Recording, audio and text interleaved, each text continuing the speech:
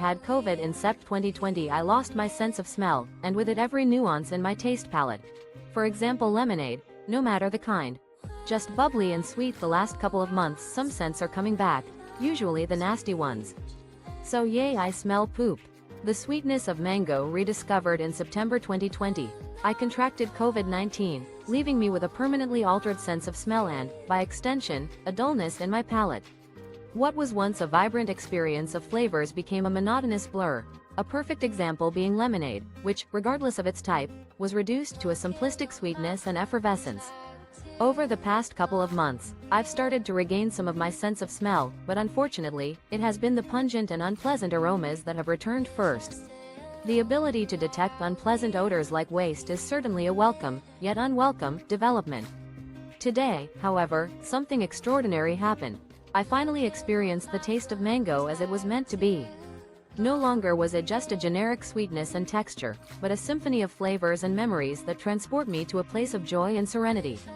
As my favorite fruit, mango was supposed to evoke the essence of summertime, carefree happiness, and paradise. And, after over 1.5 years of deprivation, it finally did. It's a trivial thing, perhaps, but the sheer magnitude of this moment has brought me to tears. For the past AITA for cornering my husband, my H and I have 2 kids together, 3F and 2 months. I had the kids over at my mom's most of the day yesterday, leaving him free to do whatever he wanted minus a few small house chores. When I got home, the baby needed a bath. My 3-yo wah, am I the asshole for pressuring my husband?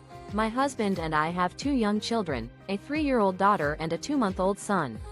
Yesterday, I left the kids at my mom's house for most of the day, giving my husband some freedom to do as he pleased, with only a few light household tasks left undone. Upon my return home, it became apparent that the baby needed a bath. I suggested to my 3-year-old that she go and entertain herself with her father while I attended to the baby's hygiene. However, my husband reacted with hostility towards me, claiming that I had forced him into spending time with our daughter, which he termed as being cornered. The situation rapidly escalated into a massive argument. Did I overstep my bounds? AITA for telling my black friend she'd be able to get any man?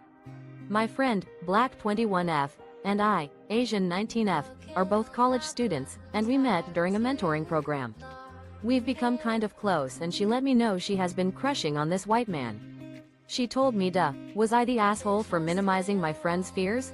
My friend, Black 21F, and I, Asian 19F, are both college students who met during a mentoring program. We've developed a close bond and she recently confided in me about her attraction to a white man. She expressed her doubts about pursuing him due to concerns about racial differences and stereotypes. However, I responded by telling her that any man would be fortunate to have her, implying that her feelings wouldn't be reciprocated. My friend became upset as she felt that I was dismissing her valid experiences and biases as a black woman. She believed that I should have taken her concerns seriously instead of offering an overly optimistic perspective. TLDR AITA for telling your friend that any man would be lucky to have her, minimizing her concerns about racial differences? My BF comes 9 times in a couple hours. Is this normal? When do you think the max will be reached? When we go for an hour, he comes around 4 times. If we go for 2, it's around 7 to 8, and yesterday we went for about 2.5 hours and he came at least 9 times. As far as we can are, my partner's sexual endurance seems almost superhuman. Recently, we've noticed a significant increase in his stamina. In 60 minutes, he's capable of releasing semen around 4 times, whereas 2 hours yields 7 to 8 episodes, and in our last session, which lasted approximately 2.5 hours, he managed to climax at least 9 times. The quality of our intimate encounters has been consistently improving, and we often reach orgasm simultaneously. I'm struggling to comprehend the extent of our heightened intimacy and the frequency with which we're experiencing climax. In fact, I might be reaching orgasm more often than him. I'm left questioning whether our experiences are within normal parameters for both of us. I simply had to express my astonishment and share this unusual phenomenon with someone. TIFU by playing with my wife's dough happened recently. The wife has pinched off a couple of kids, so her stomach is not taut. Anyway, we were getting a bit froggy and, instead of thinking with my smaller brain, my actual brain decided it would be funny to knead her stomach. The dough debacle. A tale of needed folly. It occurred recently. My wife, a seasoned mother of two, has been through a few rounds of childbirth, and as a result, her midsection isn't as smooth as a freshly baked loaf. My partner and I were in a playful mood, but in my zeal to entertain, I overstepped the boundaries. I began massaging her stomach as if it were a lump of pliable dough. "What are you doing?" she asked, a hint of annoyance creeping into her voice. "Kneading the dough," I replied, attempting to keep the levity alive. If facial expressions could be deadly, I'd be a goner. The look she gave me was stern, to say the least. TLDR. Dough didn't rise to the occasion. Edit to clarify, I adore my wife's body, and I appreciate the creative puns and lighthearted comments. If I had the chance to rephrase the TLDR, I would have opted for something more straightforward: dough. Dead sister being sued. My sister died 14 months ago.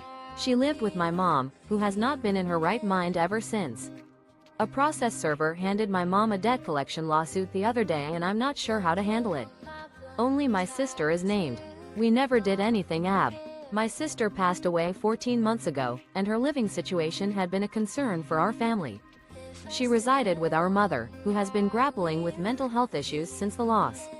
Recently, a process server delivered a debt collection lawsuit to our home, and I'm unsure how to proceed. The lawsuit only mentions my sister's name, leaving me to wonder if it was a mistake or if there's been an oversight. Given my sister's minimal possessions, consisting of discarded items and unworn clothes in her room, there's no significant assets to claim as part of her estate. We have no savings, retirement funds, or property to speak of, and she didn't own a vehicle or any valuable jewelry. I've been advised that hiring a lawyer to handle this matter could cost upwards of $2,500, but our family's financial situation is precarious, with our mother relying on Social Security and myself struggling to make ends meet. We're in need of guidance on how to navigate this situation. Edit. Given the information provided, the best course of action would be to contact a legal aid organization or a low-cost lawyer who can provide guidance on how to handle the situation. Since there are no significant assets involved, it's possible that the lawsuit was filed today. My 19F boyfriend, 20M, said he was in the mood to kill me. WTF? Edit to update. I just wanted you all to know that last night while he was sleeping, I took my dog Daisy and left my boyfriend in the middle of the night. I am at a safe location, staying with family. I'm still trying to process what my boyfriend said to me today. It's left me feeling shocked and shaken. A little background. My boyfriend and I have been together for about a year now, and for the most part, our relationship has been amazing. We do have a pretty intense sex life, and I'm usually quite comfortable with that. However, recently, he's been pushing some boundaries that make me uncomfortable. I enjoy certain aspects of our intimate encounters, like choking and spanking, but only in the comfort of our own home. The other day, while we were at the park with our dog, he spanked me in public, which caught me off guard. Later that day, during one of our intimate moments, he started choking me again, which I usually enjoy. But this time, it got to a point where I couldn't breathe, and I used our signal to stop. He just looked at me and said he wasn't going to stop because he was in the mood to kill me. I thought it was just a momentary lapse and let it slide. But it happened again, and it was even more unsettling. He was staring at me, whispering sweet nothings, and then it turned dark. He said I was his TIFU by not killing a wasp when I had the chance. TLDR at bottom. This story begins 3 days ago and concluded yesterday morning. This is the most exciting shit that has happened to me in weeks, people. I have, despite loving the outdoors, never been stung by a wasp. The most epic fail in wasp hunting history. TLDR at bottom. This tale begins 3 days ago and concludes yesterday morning. 3 days ago, I witnessed the most electrifying experience of my life, and it had nothing to do with TV or video games. It all started in my bathroom when I encountered a wasp hovering around my shower curtains, its buzzing a warning that my tranquil morning routine was about to be disrupted. I sprang into action, hastily brainstorming ways to dispatch the unwelcome visitor. After discovering the point of entry, a slightly ajar window, I took measures to fortify myself against the wasp's attack. Donning multiple layers of clothing, including sweatshirts, pants, a shirt turban, a beanie, and gloves, I became a human fortress, leaving only a narrow slit for my eyes. Armed with the Executioner, a versatile electric tennis racket, I cautiously approached the bathroom, prepared for battle. The wasp had taken up a strategic position behind the lights above my sink, but I was undeterred, grabbing a shirt to distract it and flush it out of its hiding spot. In a moment of triumph, I thought I had outsmarted the wasp, but it regained its AITA for telling my grandparents about my step-siblings destroying my jewelry. My mother died when I was 10.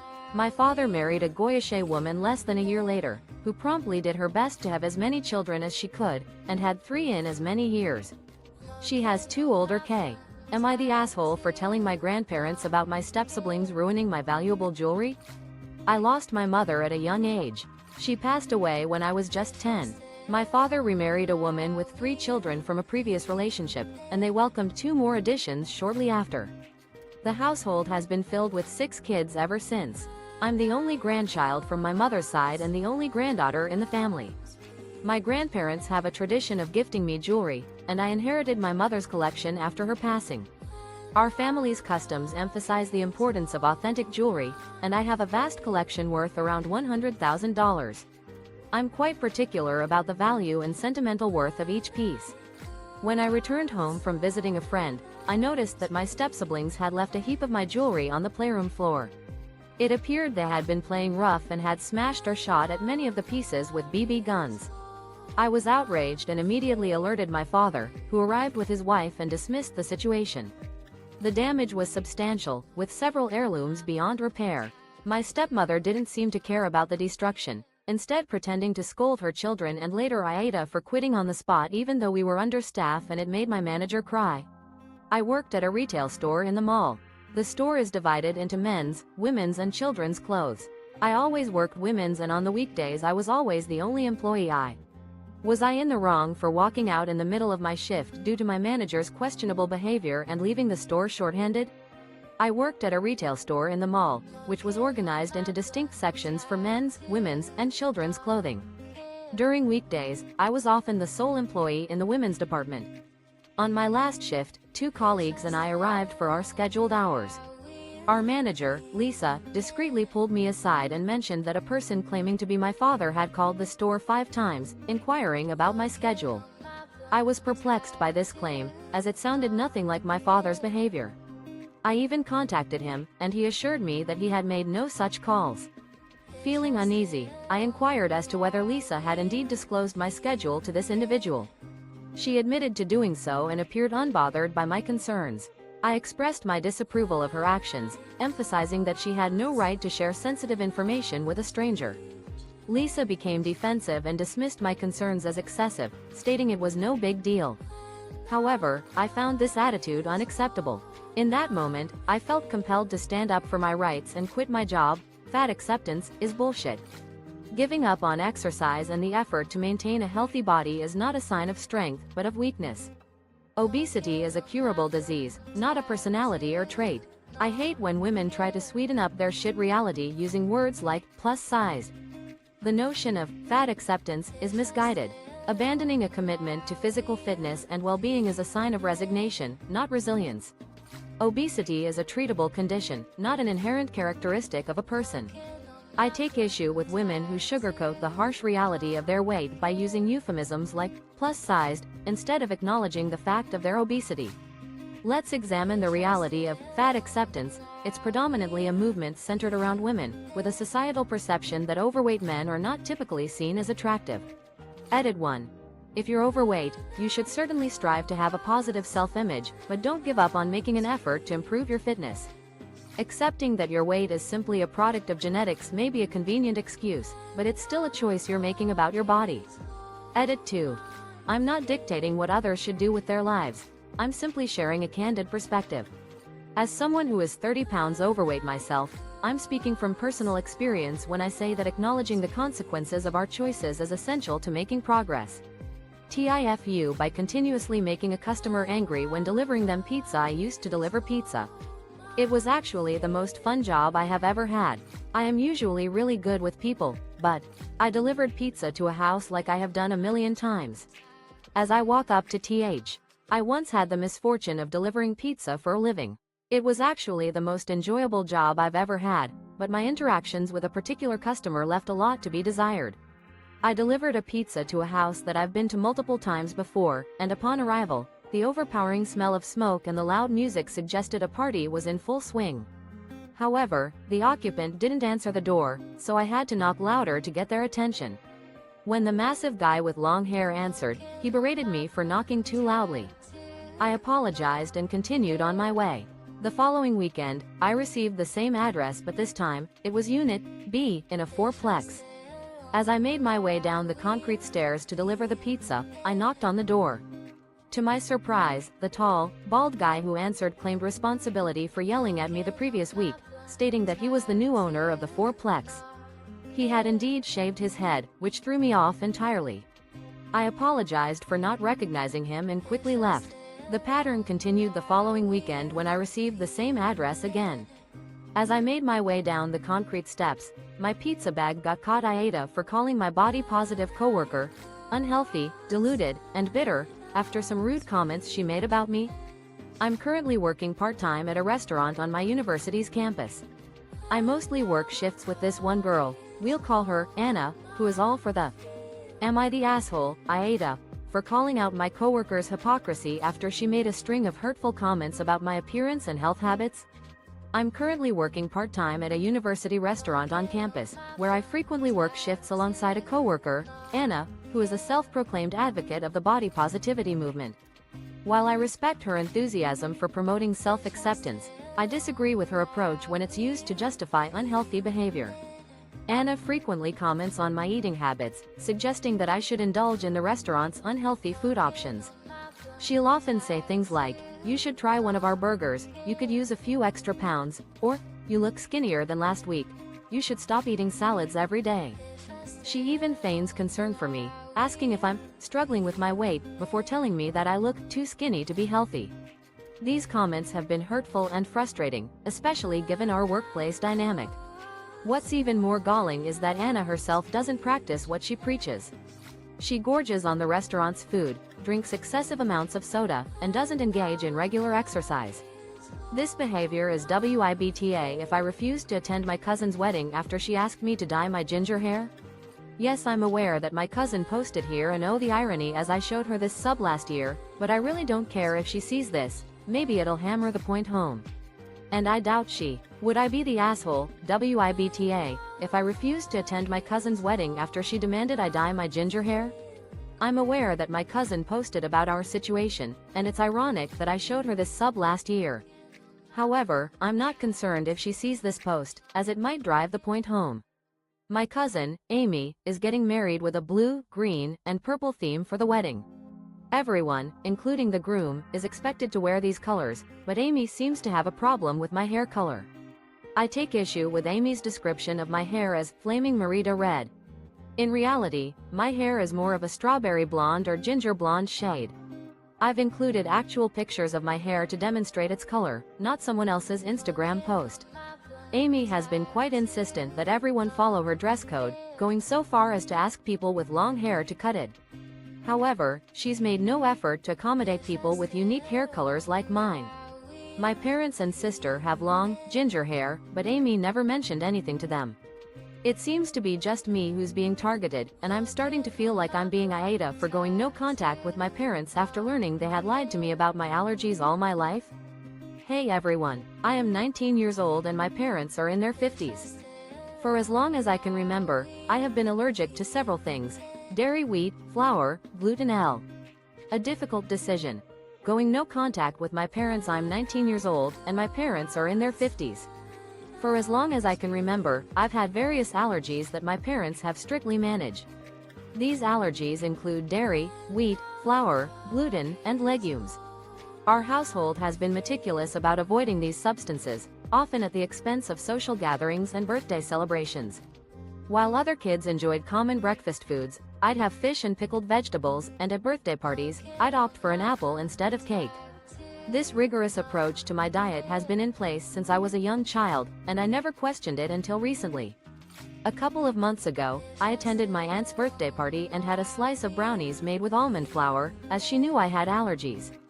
However, my aunt's panicked expression and subsequent rush to get my EpiPen raised some suspicions.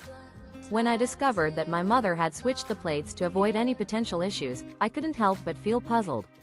This decision didn't make sense to me, but I chose to let the matter rest for the time being. Days turned into weeks, and I couldn't shake off the feeling that something tifu when I didn't beat my wife after she won a football video game against me. Obligatory. This happened 6 years ago. Post notice. TLDR. Wife pulls off an unbelievable video game upset on me.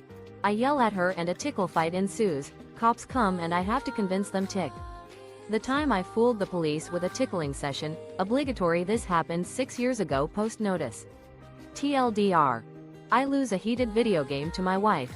I yell at her, we engage in a tickle fight, and the cops show up, but I manage to convince them it was just a game. It's a typical Tuesday evening when my wife and I decide to pass the time before dinner by playing a game of Madden on our PlayStation. We're in a one-bedroom apartment, surrounded by neighbors on all sides, and I'm ahead in the game until my wife pulls off a miraculous comeback.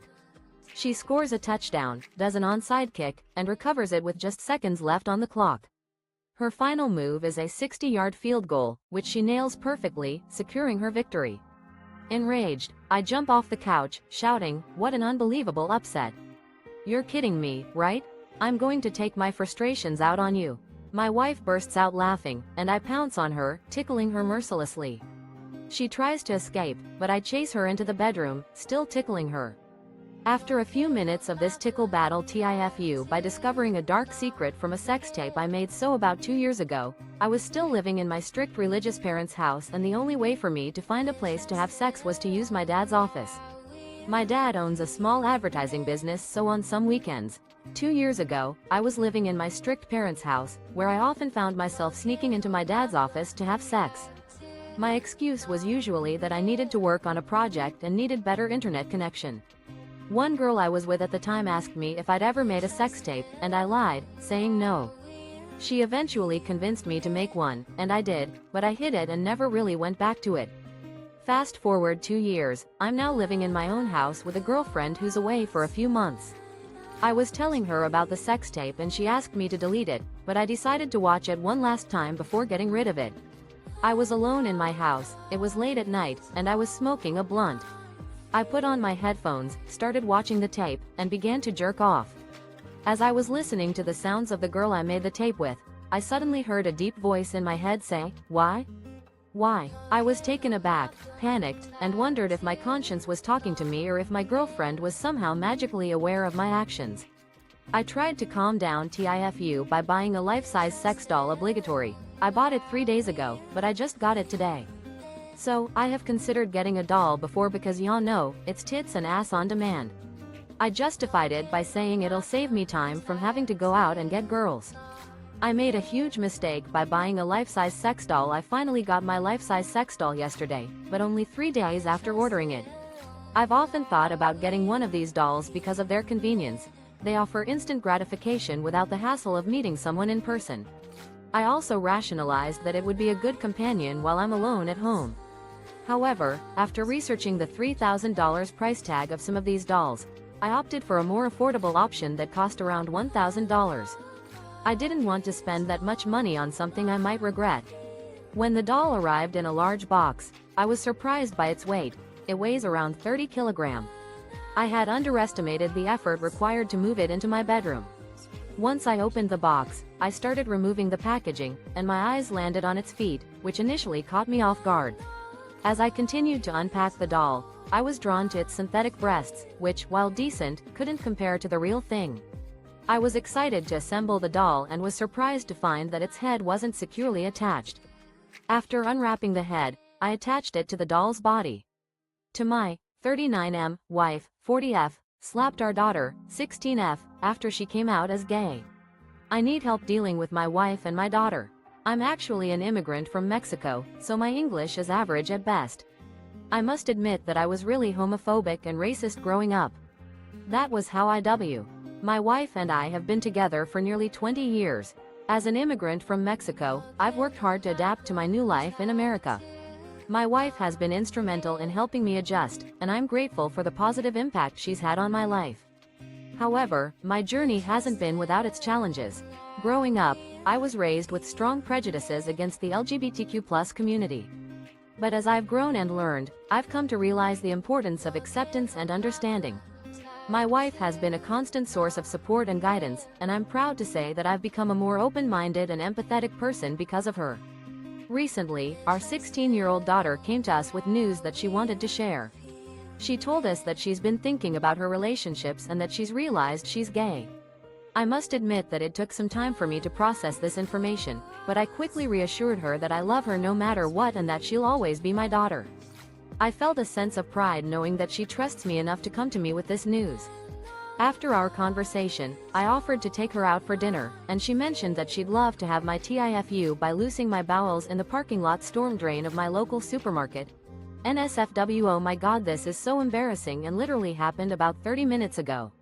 So I have bowel issues, clearly, and I range between super constipation or the exact opposite. I am 39F and W. Totally fouled up, TIFU, in my local supermarket parking lot storm drain. Oh my goodness, this is absolutely mortifying, and it happened just about 30 minutes ago. It's no secret that I have bowel issues, and I seem to switch between being extremely constipated or the complete opposite. At 39 years old, I've experienced both ends of the spectrum, and tonight I was dealing with the plugged-up issue for days.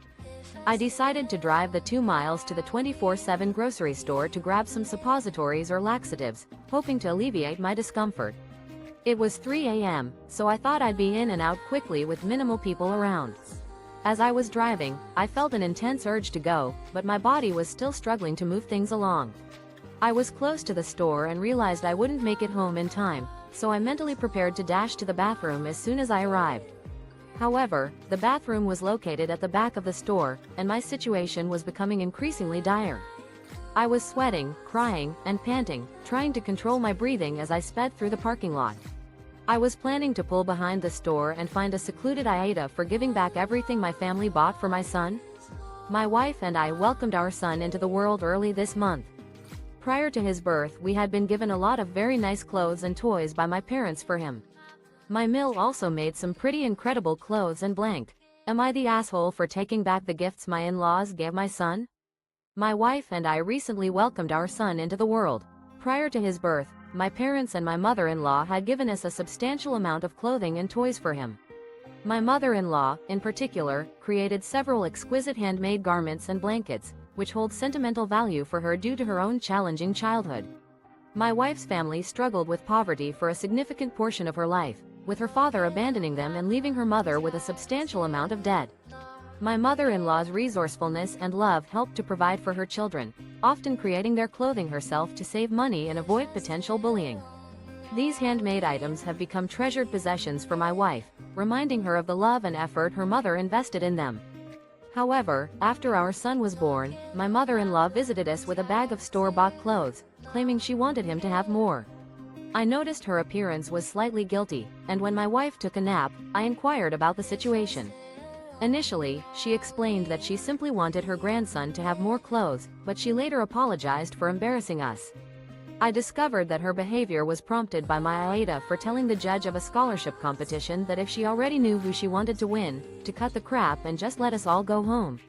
I'm in high school, we had a final presentation before winter break, and we had judges from the community come in to reward the B. Was I the asshole for bluntly telling a judge in a scholarship competition that if she'd already made up her mind, we should all just go home? I'm a high school student who recently participated in a final presentation competition before winter break. Our presentations were evaluated by local community judges who would award scholarship money to the best performance. One of our classroom judges, a school board member and mother, was supposed to be impartial, but it was clear she had a bias towards her daughter's best friend. This friend's presentation was subpar, heavily plagiarized, and not original. I noticed she was working on it in the computer lab earlier, and it was obvious she wasn't the one who put in the effort. The judge, however, continued to praise her presentation excessively, even after others had finished presenting. It was awkward and distracting, and I couldn't help but feel frustrated. As I prepared to give my presentation, I noticed the judge was disengaged and checking her phone, clearly not paying attention to anyone but her favorite. I decided to speak up. During my presentation, I told the judge that it was apparent she had already made up her mind and wasn't taking the other presentations seriously. I asked if we could just end the competition and go home.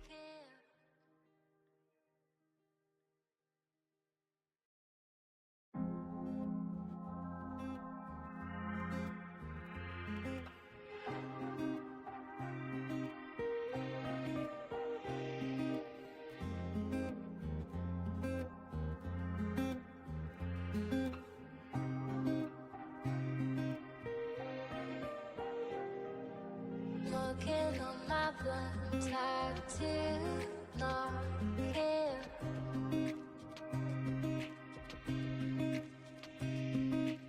If I stay alone, I will feel it.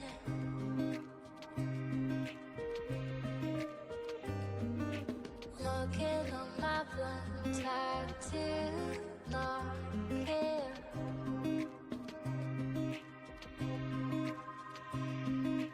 If I stay alone, I will feel it.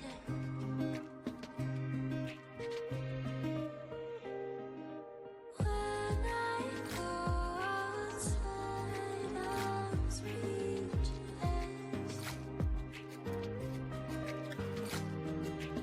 When nobody's home, I feel great.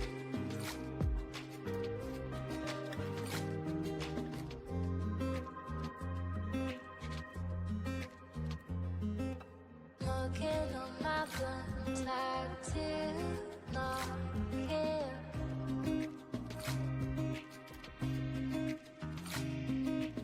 If I stay